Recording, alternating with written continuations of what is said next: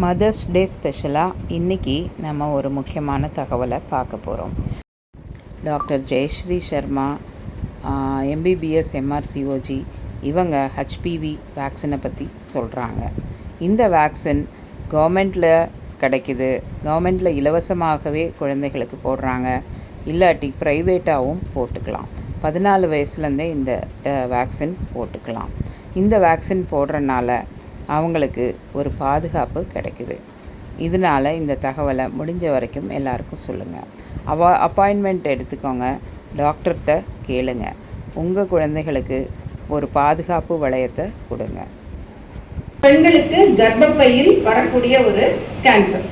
இப்போ கர்ப்பப்பையினுடைய 3 பகுதிகள் என்னென்ன அப்படின்னா, தலைப்பகுதி, கர்ப்பப்பையினுடைய உடல் பகுதி, அப்புறம் கர்ப்பவாய். அப்போ பெண்களுக்கு வரக்கூடிய கேன்சர்ல 2 கேன்சர் ரொம்ப ரொம்ப இம்பார்ட்டன்ட். என்னென்ன cancer? 2 cancer, breast cancer and cervical cancer. இது 2 தான் ரொம்ப ரொம்ப இம்பார்ட்டன்ட். முன்னாடி காலத்துலலாம் சர்வைக்கல் கேன்சர் தான் ஃபர்ஸ்ட் இருந்தது.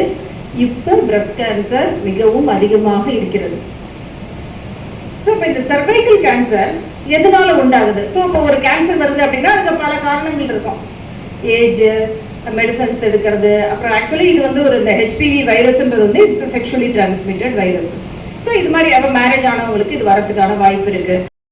Prevention is better than cure அப்படின்னு சொல்லுவாங்க.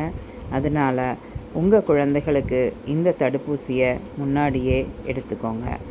அதனால் நம்ம ஒரு நல்ல எதிர்காலத்தை குழந்தைகளுக்கு கொடுக்கலாம். நன்றி, வணக்கம்.